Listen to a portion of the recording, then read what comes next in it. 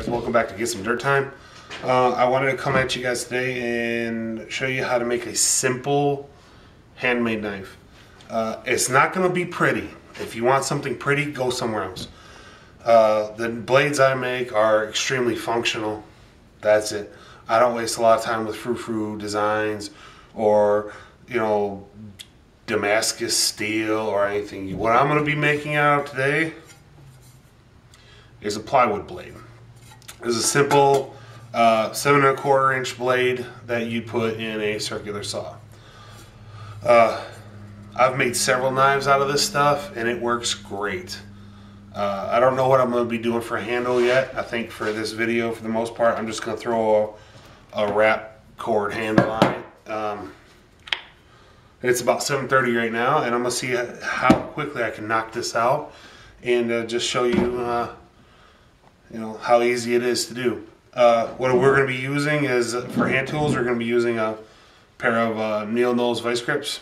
It's just what I had some laying around. A fine file. Angle grinder with a cutting wheel and a grinding wheel and sanding discs. I'm also going to be using a bench grinder. I'm not going to shoot the whole thing because that's just going to take up a lot of time. So what I'm going to do is I'm going to just update where I'm at, how I'm doing, and what I'm in the middle of. So stay tuned, guys. I'm going to have to cut and paste this vid all together, but hopefully it'll give you guys some direction. And if you want to make a knife yourself but you don't want to spend, you know, money on virgin steel or something like that, I highly recommend circular saw blades, table saw blades. They make great knives. My buddy can attest for it. He may even throw me a comment on here after he watches the video. So we'll see. So stay tuned, guys, and I'll check in with you as soon as I get some more of this made. As you can see, there's no layout or anything on it. So this is, I just grabbed a bunch of tools together and that's what we're gonna do. So, all right, guys, it's now 7:45, so about 15 minutes, and that's with finding tools, finding earplugs, stuff like that. I have a knife blank. Now it's going to be a small, like a little small Skinner. I mean, there's nothing gonna be fancy about it, and there's just a few things that I thought to touch on, and I want to touch on right away before I forgot them. With using the angle grinder to cut this stuff out. When you're using the angle grinder to rough out, or even a hacksaw for that matter, you don't even need the angle grinder. If you have access to a file, a hacksaw, and a pair of pliers, or which works out real handy, is a set of these clamps, and you can just clamp it to the table while you're cutting on it and stuff. That's all you really need. I mean, you can do all the rest of the material removal with a file. I just prefer to use power tools because A, I have them, and B, it's faster. So, but you'll notice that I don't have any round cuts and anything. Everything's, you know, square cuts. Now this piece you can use for whatever you want to use it for. Making some little arrowheads to stick in a kit or something like that, or just making something as a striker for a ferrocerium rod or flint and steel. And then you have this big piece left over, and as you can see, easily you can get another knife out of this piece. So, I mean, one saw blade will give you two knives for sure, possibly 3 if you don't want a fuller tang.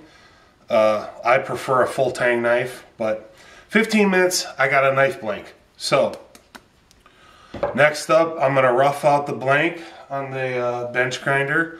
I may use the angle grinder to get some of the finer tuning stuff done because I can't get an angle or something on the bench grinder, but we'll see.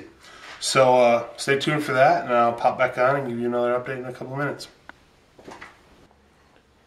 Alright, now it is 8:15. I'm about to put a lanyard hole in the handle right back in here. But what I wanted to show you is if you don't have a vise, just get you something sturdy to nail your work to, and put a couple nails in the direction that you drill. That way if your bit binds up, it won't spin out on you. You know, I have the clamp here, but I like to have that positive stop back here behind it. And it is in the 2x4, so I just figured I'd pop on and show you guys that and give you an update. It's kind of about as finished as I'm going to make it. I mean, you can see that the light catches it just right. It is a little shiny. There is the start of an edge on it. I'm going to polish that up a little bit later, but so this is how far we have come. And like I said, it's 8:15 now, so stay tuned and I'll come back when I get ready to wrap the handle. Alright guys, I wanted to touch on how to make this paracord wrap real quick. I mean, as you can see, I got my little edge on there. I got a pretty nice little belly on it. I got a little bit of a drop point on it, not too much. I don't want to lose any more length on the blade. You know, as you can see, it's kind of small for my hand, but for most people it'll work. These are the drill bits I used. R2 USA. These are some nasty, nasty bits, guys, let me tell you. This is the size bit that I used to drill this lanyard hole.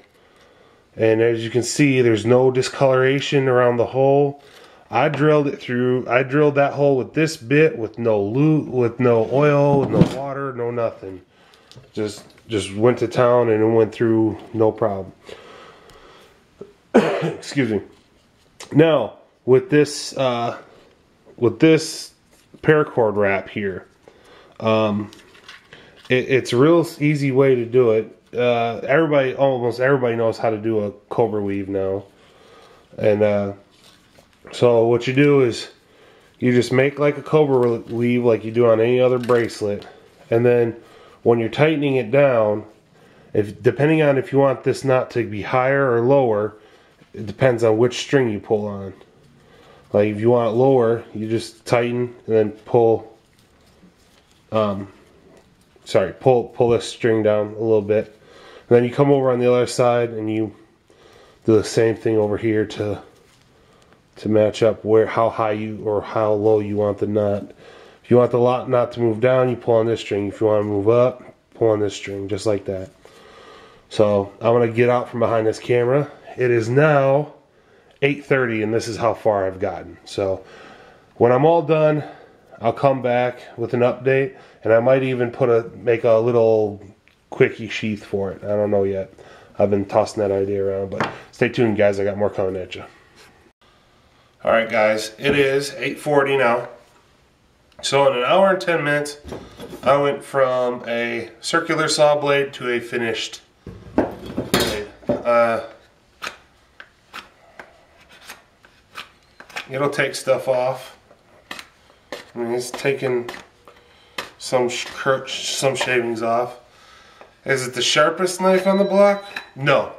That's mostly because my finish was with this. I haven't, you know, I put the edge on, I touched it with the file a little bit just to kind of smooth out some of the rough spots. But that's all I did for this knife. So there you go. Hour and 40 minutes, or hour and 10 minutes, excuse me. It's 8:40. Started at 7:30, I believe. And that's your knife, guys. Thanks for watching. Please subscribe, like, share. That light's really bright. I think that light's not where I originally intended it to be. So. But yeah, let me know what you guys think in the comments below, and stay tuned for more videos. I'll get them out of the